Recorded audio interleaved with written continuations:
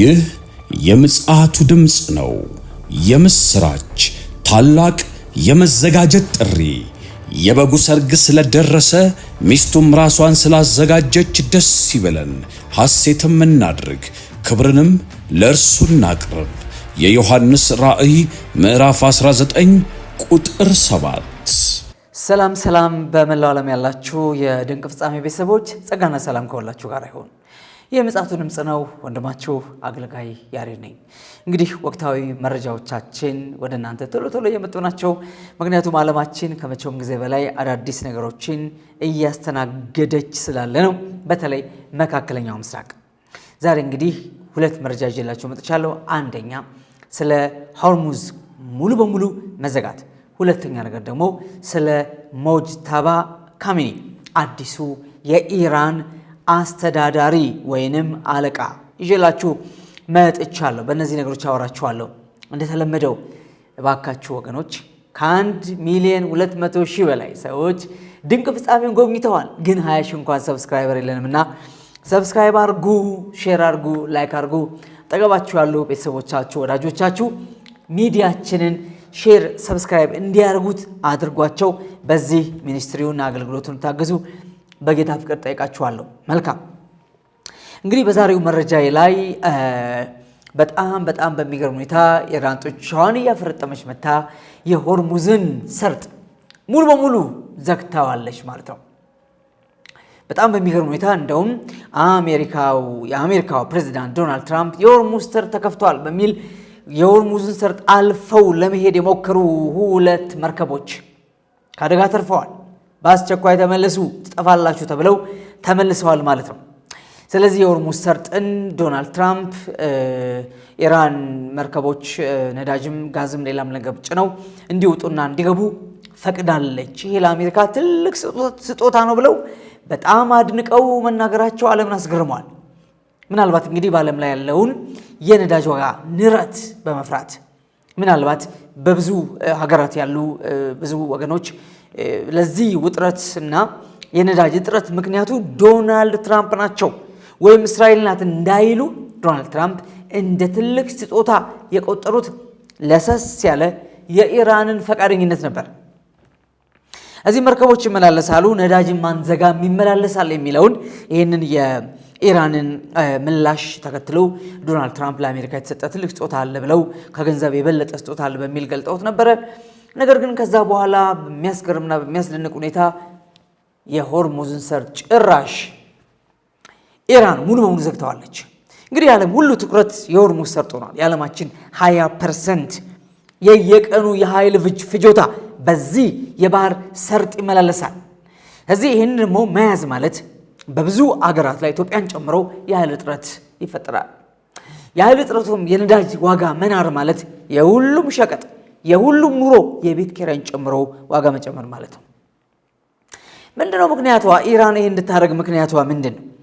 የተወሰኑ መርከቦች ይገቡና ያወጡ ነበር። አሁን ግን ጭራሽ ሙሉ በሙሉ መዝጋቷ ምክንያቱ የአሜሪካ የልዩ ኮማንደሮች ወይም አየር ወለዶች ባህር ኃይሎች ካርግ የምትባለዋን የኢራን እምብርት ደሴት ናት። ነገር ግን የኢራን የኢኮኖሚ ሳምባ መተንፈሻ የምትባለዋን ደሴት ለመውረርና ለመያዝ ያቺን ተቆጣጥሮ ሆርሙዝን ለማስለቀቅ ከፍተኛ ጦር እየተንቀሳቀሰ ነው።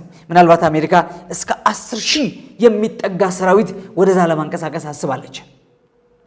ኢራንን አስቆጥቷል።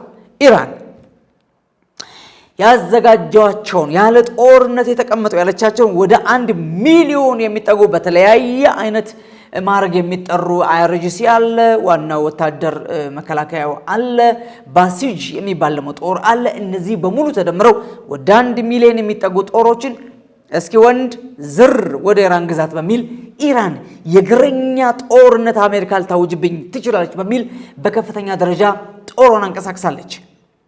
እዚህ ዓለማችን ወዴት እየሄደች ነው ያለችው? መካከለኛው ምስራቅ ወዴት እየሄደ ነው ያለው? ተመልከቱ። ኢራን በቀጥታ ዩናይትድ አረብ ኤሚሬትስን ባህሬንን በእግረኛ ወራለው ብላለች። በመሳሪያ ማን ከለክሏት የደበደበች ነው ያለችው።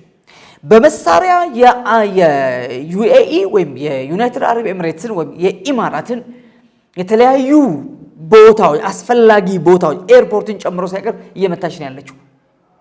ካታር እየተመታች ነው ያለችው። ሳውዲ ተተኩሶባታል። ባህሬን ተተኩሷል።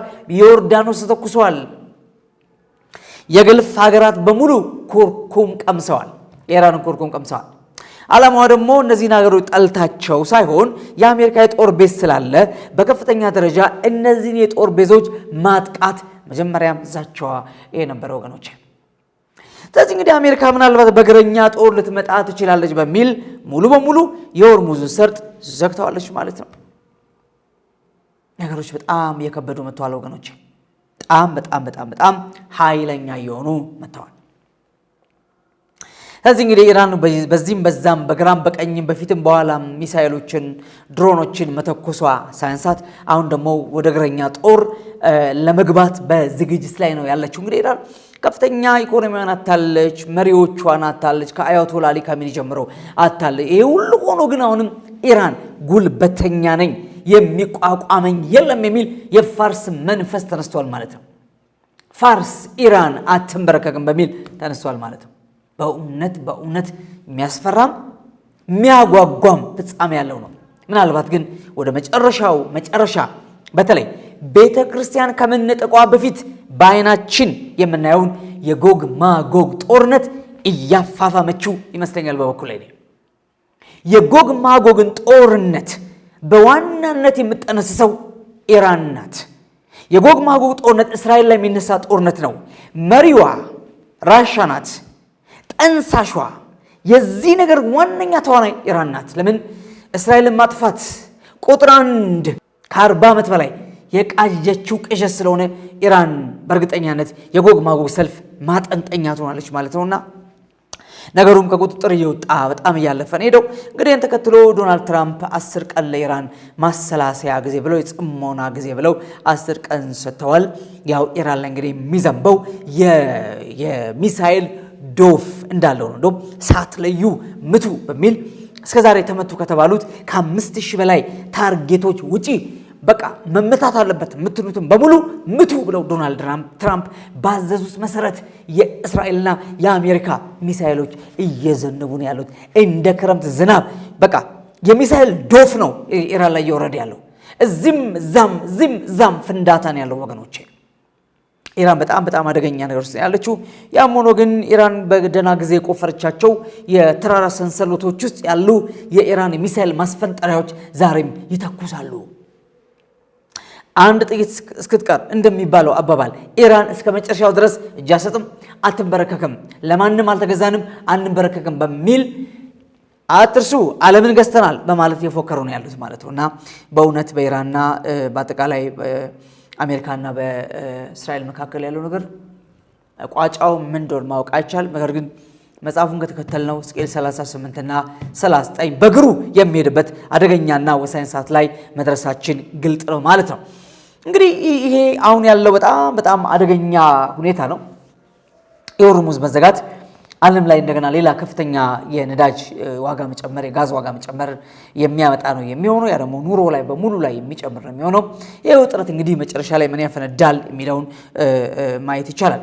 እንግዲህ ይህ በእንዲህ እንዳለ ብዙ ሀገራት የኢራን አምባሳደሮች ከሀገራችን ልቀቁ፣ ጦር ምን ትሰራላችሁ እዚህ ቁጭ ብላችሁ ሀገራችን እያስደበደባችሁ ነው፣ ሀገራችን ቁጭ ብላችሁ ሀገራችን ታስደበድባላችሁ በሚል አንዳንድ ሀገሮች የኢራን አምባሳደሮችን እያስደበደቡ ነው ያሉት።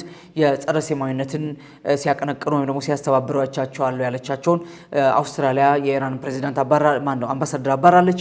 በዚህ መንገድ እንግዲህ አንዳንድ ሀገራት በጣም ያጎረመረሙ ነው ያሉት። ኢራን አበዛችሁ እያሉ ነው ያሉት። ልጓም የሌለው ፈረስ ሆነች እያሉ ነው ያሉት። ልጓም በቃ በዚህ ሂድ በዚህ ተብሎ ምንም መመሪያ የሌለው መያዣ የሌለው በቃ ወዳገኘበት እንደፈለገ የሚፈረጥጥ ልጓም የሌለው ፈረስ ሆናለች እያሉ በጣም ብዙ የአረብ ሀገራት ገልፍ ካንትሪስ በኢራን ላይ በጣም ያጎረመረሙና ጥርሳቸውን እየነከሱ ነው ያሉት። እንግዲህ እነዚህ የገልፍ ካንትሪስ እስካሁን ድረስ ከባህረ ሰላጤ ሀገራት ኢራን ላይ ተኮሰ ማንም የለም። በመቶዎች የሚቆጠሩ ሚሳኤሎች፣ በመቶዎች የሚቆጠሩ እጅግ በጣም ብዙ ሮኬቶችና ድሮኖች እየዘነቡባቸው አንዱም ያጸፋ ምላሽ እስካሁን ኢራን ላይ አለማሰማቱ ወይም አለመመለሱ ነገሩ በዚህ ይቀጥላል። እየተደበደቡ ይቀጥላሉ። እያመከኑ የወረደው ደግሞ እያደባያቸው ይቀጥላሉ ወይስ ነገሩ የት ጋር ይቋጫል የሚለው ለዓለም በሙሉ ጥያቄ ሆኖ ነው ያለው። በዛ ሳይድ ያለው አውሮፓ ነገሩን በዝምታ ነው ያያለው። እንግዲህ ዲያጎ ጋርሻ ድረስ 3500 ኪሎ ሜትር ሄዶ የሚመታ የረጅም ርቀት ተምዘግዛጊ ሚሳኤል ባለቤት መሆኗን ኢራን አረጋግጣለች። ይሄ ማለት እስከ 4000 ኪሎ ሜትር መምታት የሚችል ሚሳኤል ባለቤት መሆኗን አስመስክራለች። ይሄ ማለት እንግዲህ የፈረንሳይን ፓሪስ፣ የእንግሊዝን ለንደን እንዲሁም ጀርመንና ሌሎች የአውሮፓ ሀገር ዋና ዋና ከተሞችን መምታት የሚችል የሚሳኤል አቅም እንዳላት አሳይታለች። እዚህ ዓለም በከባድ ፍርሃትና ውጥረት ውስጥ ነው ያለው። እንግዲህ ኢራን ኒውክሌር ሳትታጠቅ በሚሳኤሎቿ ብቻ ዓለም እያርበደበደች ነው ያለችው። ምናልባት ለ6 ወር በቂ ስቶክ ወይም ደግሞ ያስኩት የሚሳኤልና የድሮን ክምችት ስላለኝ ጦርነቱ ቢያንስ 6 ወር መርዘም አለበት ብላ በዚህ ሁሉ ድቀት ውስጥ ስብራት፣ ትምህርትና ስራ ቆሞ ጨለማው እዚህም እዛም እየፈነዳ ጦርነቱ 6 ወር መረዘም አለበት ብላ እየፎከረች ነው ያለችው። እንግዲህ ምናልባት ይሄ የሳይኮሎጂ ጌም ጦርነት ይሁን አልተሸነፍንም፣ አንሸነፍም፣ አታሸንፉንም የሚል የስነ ልቡና ጦርነት ይሁን የምር ጦርነቱን ፈልገውት ነው ማወቅ አይቻልም። ዞሮ ዞሮ ግን ሁልጊዜም ቢሆን መንግስታት እንዲያለ ጌም ጫውታሉ። ትራምፕም ያው ይህን ጦርነት በድል መጨረስ አለብኝ ብለዋል። እስራኤልም የተገለጠ ግልጥ የሆነ አሸናፊነት ካልታወጀ ከዚህ ጦርነት አልወጣም ብላ ጦርነቱን ቀጥላው ነው ያለችው። እያዘነበች ነው ያለችው። ታርጌት የምትለው ነው ካርግ ላይ ሆርሙዝ ላይ የተገኘው ከተማ ላይ ያሉ ታርጌቶችን በሙሉ በመደብደብ ላይ ያለችው። እስራኤልም ላይ የሚወረወር እንደዚሁ ሚሳኤሎች የሚያጠፉት ጥፋት አለ። ነገሩ በዚህ ሁኔታ የተገላበጠ ቀጥሏል ማለት ነው እና መጨረሻው ምንድነው? ቅድም እንዳለው ምናልባት የነገር ሄዶ ሌላው በጣም አስፈሪውን ጦርነት የጎግ ማጎግ ጦርነትን እንዳያመጣ ያስፈራል። ለምን? የራሻ መከላከያ ሚኒስትር አሜሪካም እስራኤልም ኢራንን አላሸነፏትም፣ ደግሞ የኢራን አቅም አላወቁትም። ኢራን በጣም ትልቅ አቅም ያላት ሀገር ናት። ስለዚህ በጠረጴዛ ዙሪያ ጉዳያችሁን ፍቱ እንጂ ጦርነቱ ይበቃችኋል፣ 1 ወር ተዋጋችሁ በቃችሁ የሚል ቁርጥ ማሳሰቢያ ሰጥተዋል የራሻው መከላከያ ሚኒስትር። ነገር ወዴት እየሄደ ነው? ራሻ ምን እያለች ነው ያለችው? አለበለዚያ እገባለሁ የሚል ይመስላል ወገኖቼ። አሁን ያለው እርዳታ በውስጥ ያለው በሚስጥር በስውር ያለው ገዛ እንዳለ ሆኖ ራሻ በግልጥ እንዲያለ ማሳሰቢያ ነገሩ ዓለም አቀፍ እንዳይሆንና ወደ ሌላ ጦርነት እንዳንገባ ወደ ሌላ ግጭት ዓለም አቀፍ ቀውስ እንዳንገባ የሚል ማሳሰቢያ ለአሜሪካና ለእስራኤል ራሻ ሰጥታለች። ስለዚህ ውጥረቱ በዚህም በዛም አለ። ያው የአሕዛብ ዘመን ሊዘጋ ዘመን እየመጣ ነው። የአሕዛብ ዘመን የጦርነት ዘመን ነው። የአሕዛብ ዘመን የኃጢአት እርኩሰት የዝሙት እርኩሰት ዘመን ነው። እንዲሁም የኃጢአት የጣዖት አምልኮ ዘመን ነው። ይህ የታወቀ ነገር ነውና ወደዛ ክላይማክስ እየመጣን ያለ ነው። ሌላውና በጣም አነጋጋሪው ነገር እንግዲህ ዶናልድ ትራምፕ ቀለል አድርገው ለጋዜጠኞች በሰጡት መግለጫ የኢራኑ አዲሱ መሪ ሙጅተባ ካሚኒ ግብረ ሰዶማዊ ነው የሚል ነገር ተናግረዋል። ዶናልድ ትራምፕ ይህን ነገር ለምን ተናገሩ? ሲአይኤ በመረጃ አስደግፎ በሰጠኝ መረጃ መሰረት ሰውየው ግብረ ሰዶማዊ ነው የሚል ነገር ለጋዜጠኞች ተናግረዋል። ነገሩ እውነት ነው አይደለም ሌላ ጉዳይ ነው። ግን ለምን ይህን ነገር በአደባባይ ዶናልድ ትራምፕ በዚህ ወቅት መግለጥ መናገር ፈለጉ? በኢራን ሕግ ኢራን እንግዲህ እስላማዊ መንግስት ናት። በዚህ ድርጊት የተገኘ ሰው በስቅላት ሊገደል ይችላል። እንኳን ፕሬዚዳንት ሊሆን በእስራኤል ለምጻም የሆነ ሰው ካህንም ንጉስም ሊሆን እንደማይችል በጥንቱ ዘመን ነው፣ በብሉይ ኪዳን ዘመን። በዛ ኪዳን ዘመን ለምጻም ከከተማ ተለይቶ ከህዝብ ርቆ 7 ቀን ራሱን እያነጻ የመንጻት ስርዓት እየፈጸመ እንደሚቆይ ሁሉ በኢራን ሕግ መሰረት በግብረ ሰዶም የተገኘ ሰው በስቅላት ሊሞት ይችላል እና ኢራን ጨክና ሙጅተባ ካሚኒ ሆኖ ቢገኝ ትሰቅላለች ንጉሷን። ይሄ በጣም በጣም አነጋጋሪ ነው። ዶናልድ ትራምፕ ኢራን ላይ ሌላ ቀውስ ለማምጣት ነው ነገር የጠቀሱት፣ ቀልድ አይደለም። የኢራን መንግስት እስላማዊ መንግስት እንደመሆኑ መጠን እንዲያለ ጸያፍ ነገር በስቅላት የሚያስገድል መሆኑን ስለሚያውቁ እንኳን ፕሬዚዳንት ለመሆን ኢራንን ደግሞ ሌላ መሪ አልባ የማድረግ ስትራቴጂ ነው። ሙጅተባ ካሚኒ ግብረ ሰዶማዊ ነው። እርሱን በረጅም ዘመን ከልጅነቱ ዘመን ጀምሮ ያስተምረው የነበረውና ረጅም ዘመን ከሱ ጋር ግንኙነት ያለው ሰው ግብረ ሰዶማዊ ነውና ሰውየው ግብረ ሰዶማዊ መሆኑን ሲአይኤ ደርሶበታል በሚል ለጋዜጠኞች ቀለል አድርገው አንድ ሌላ ካርድ መዘዋል። በሌላ ቋንቋ ኢራን ወዲያውኑ ከአያቶላ አሊ ካሜኒ ሞት በኋላ ኢራን መሪ የሌላት ሀገር እንዳትመስል ልጃቸውን ወዲያውኑ ወደ ዙፋን አምጥተው የኢራን መንፈሳዊ መሪ ብለው ሙጅተባ ካሜኒን ሾመዋል። ሰውየው እንግዲህ ያው በዛ አያቶላ ሲሞቱ ጉዳት ደርሶበታል። ራሻ በሕክምና ላይ ነው ያለው። እስካሁን ድረስ በሚዲያ ተገልጦ የሰጠው መግለጫ የለም። ምናልባት ኮማ ውስጥ ነው ያለው የሚሉ አሉ፣ ሞቷል የሚሉ አሉ። ግን ሰውየው እስካሁን ድረስ በአካል አልተገለጠም። ሙጅተባ ካሜኒ ከፍተኛ ጉዳት ደርሶበታል። ዞሮ ዞሮ ግን ይህንን ሰው ኢራን ንጉሴ ነው ብላ አውጃለች። አለቃዬ ነው አያቶላይ ነው ብላ አውጃለች። ስለዚህ ዶናልድ ትራምፕ እቺን ነገር ቀስ አድርገው ሲናገሩ ለኢራን ሕዝብ መልእክት እያስተላለፉ ነው።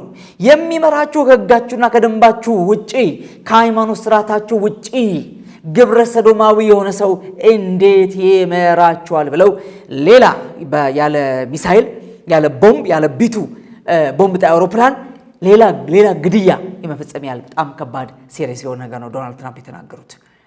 ቀልድ አይደለም፣ በመረጃ ነው። ሲአይኤ ምናልባት የዶናልድ ትራምፕ የግል ግምታቸው እንዳይባል ሲአይኤ በመረጃ አረጋግጦልኛል ሰውየው ግብረ ሰዶማዊ ነው ብለው ሲሉ እንግዲህ ኢራን መሪዋን ደግሞ እኔ ሳልሆን ራሷ ሰቅላ ተገል እንደሆነ እናያለን፣ አለያም በግብረ ሰዶማዊ ትመራ እንደሆነ እናያለን፣ አለበለዚያ ግን ዲሞክራሲ መቀበል አለባት ጭምር የሚል ትርጉም ያለው ነው። ማንም ይምራኝ፣ ማን ያመንኩበት ሰው ይምራኝ፣ ችግር የለብኝም ብላ ይህንን ስርዓት ግብረ ሰዶማዊነትን ኢራን እንድትቀበል የማስገደድ ወይም ኢራናውያንን ከመንግስታቸው ጋር የማጋፈጥ ነገር ነው። በእርግጥ ኢራናውያን አሁን ባሉበት አደጋ ውስጥ ሆነው ይህን የማሰላሰያ ጊዜ አላቸው ወይ? ስለምን? ስለ መብላት ትምህርት አይደለም። መብላትና መጠጣት ጭንቅ በሆነበት ሀገር ላይ ጠዋትና ማታ ሚሳኤል በሚዘንብበት እዚህ ሚዛም ፍንዳታ ባለበት ሀገር ላይ ሙጅተባ ካሜኒ ግብረ ሰዶማዊ ነው አይደለም የሚለው ነገር ምን ያህል ክሪቲካል ይሆንባቸዋል የሚለውን ለማሰብ ይከብዳል። ግን ዶናልድ ትራምፕ ሌላ ጦርነት የከፈቱት ሌላ ቀይ ካርድ ነው ያሳዩት ማለት ነውና ኢራን እንደገና መሪ አልባ የማድረግ ወይም ደግሞ እንደገና ሌላ መሪ የመፈለግና ውስጣዊ ቀውስ የመፍጠር ረብሻ የመፍጠር ከባድ የሆነ የሳይኮሎጂ ጌም ነው። እንግዲህ ወዳጆቼ ይሄ ነገር እውነት ከሆነ መጨረሻው ምንድነው የሚሆነው? በእርግጠኛነት ኢራናውያን መንግስታቸውን ወደ አለመቀበል ይመጣሉ። ውስጣዊ ቀውስ ይፈጠራል ወይ? በማስረጃ ከተደረሰበት ማለት ነውና ይህን የኢራን መንግስት የቤት ስራ ሆኖ ተሰጥቶታል። ምናልባት ከዚሁ ጋር ከተረጋጋ አገሩ እንደ ሀገር ከተረጋጋ በስምነት ሰላም ከመጣ እንጂ ኢራን ምንም ድርድር የለም ወደሚል ጽኑ አቋም እንደመጣች ይታወቃል እንጂ ከአሜሪካ ጋር ወይም ከእስራኤል ጋር ወደ መደራደር ስታሳይ ለመደራደር ፍላጎት ስታሳይ አንመለከትም። እንደውም ዶናልድ ትራምፕ በጣም ደጋግመው ኢራናውያን ድርድር እየለመኑን ነው፣ ለመደራደር በጣም እየፈለጉ ነው፣ ባካችሁ ያሉ ሽማግሌ እየላኩ ነው ይላሉ። እነሱ ደግሞ በፍጹም ይላሉ፣ በፍጹም እኛ መደራደር አንፈልግም እያሉ ነው ያሉት። እና እንግዲህ ቅድም እንዳልኩት በመሃል ላይ ያሉ የስነ ልቦና ጫዋታዎች በሁሉም አቅጣጫ እንዳለ ይታወቃል። ጦርነቱ ግን ሪል ነው። የአንደኛው ክፍለ ዘመን አደገኛ፣ አስፈሪ፣ በጣም ሰፊ አድማስ እያካለለ ያለ ከባድ ጦርነት ነው። መጨረሻው ነው በጣም የሚያጓጓው። ማለቴ ምን ሊፈጠር ይሆን፣ ወዴት እንሄድ ይሆን የሚለው የሰው ልጅን ተስፋ አደጋ ውስጥ የጣለ ነገር ነው ያለው። እንግዲህ ወገኖች በዚህ ውስጥ የምለው ነገር ሁሌም እንደምንለው ጌታ ኢየሱስ ክርስቶስን በነፍሳችሁ ጌታ ላደረጋችሁ አዳኝ መድኃኒት አድርጋችሁ ያልተቀበላችሁና ማረጋገጫ ማህተም ያልተቀበላችሁ ሰዎች እባካችሁ ዘመኑ ንስሐ የሚገባበት ወደ ጌታ የምንመለስበትና ከሁሉ በላይ ለታመነ ፈጣሪ በኢየሱስ ስም ነፍሳችን አደራ የምንሰጥበት ጊዜ ነው። ይህም ማለት ጌታ ኢየሱስ ክርስቶስ ብቻው እንደሚያድን አምናችሁ 4 ነጥብ፣ በደሙ የኃጢአታችሁን ይቅርታ እንደተቀበላችሁ አምናችሁ 4 ነጥብ፣ ልጅ አድርጎ እንደተቀበላችሁ 4 ነጥብ አድርጋችሁ የምትቆሙበት ነው። ኤኒ ሞመንት ኤኒ ታይም ዩ ካን ዳይ፣ ልትሞት ትችላለህ። ይህ ዘመን እንደዚህ ነው። የት ብትሆኑ፣ በምንም አይነት የኢኮኖሚ የኑሮ ደረጃ ላይ ብትሆኑ ያደጋ ላይ ያጋጥማችሁ ይችላል። ማምለጫ የለም። ነፍሳችሁን አድናችሁ ምንም ይምጣ ሰማይና ምድር ይጣበቅ ከፈለገ። አያችሁ፣ ለማንም ብላችሁ ዘላለማችሁን አትክሰሩ። ይሄ ነው ምክሬ። እግዚአብሔር መልካም ነው። ዘመን ከሰጠን ንስሐ እንግባ፣ ወደ እግዚአብሔር እንመለስ። ስራችን ኑሯችን እየኖረን ሰው እንግዲህ ዳግም ምጽአትን ትምህርት የሚፈራበት አንዱ ነገር እጅንም እግርም አስሮ ሽባ አድርጎ የሚያስቀምጥ እየመሰለው ነው አይደለም። በጣም እንድንፈጠን እንድንጨክን የሚያደርገን የጨካኞች ትምህርት ነው። ክብር ለጌታ ይሁን። ተባረኩ። ጸጋና ሰላም ከሁላችሁ ጋር ይሁን።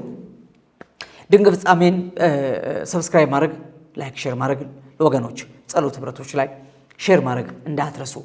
ለምን ሰብስክሪፕሽኑን ማሳደግ አለብን። በጣም ብዙ ተመልካቾች እንዲኖሩት በጣም ብዙዎችን መጋበዝ እንድንችል ይሄ ይጠቅመናል። በዚህ አግዙን እያልኳችሁ ነው ያለሁትና ይሄን በማድረግ ተባበሩን ነው የምለው። ከእናንተም ግባቶች ካልወደኛ ላኩልን፣ ሪፍሌክት እናደርጋለን። ኢየሱስ ክርስቶስ ጌታ ነው። ኢየሱስ ክርስቶስ በቅርቡ ይመጣል። ማራናታ። አገልግሎቱን ለመደገፍ ለምትሹ በኢትዮጵያ ንግድ ባንክ መሳያ ፎር ኦል ኢንተርናሽናል ሚኒስትሪ የባንክ አካውንት ቁጥር 1046 31 29 65 8 ኢየሱስ እንደተናገረው በቶሎ ይመጣል። መሳያ ፎር ኦል ኢንተርናሽናል ሚኒስትሪ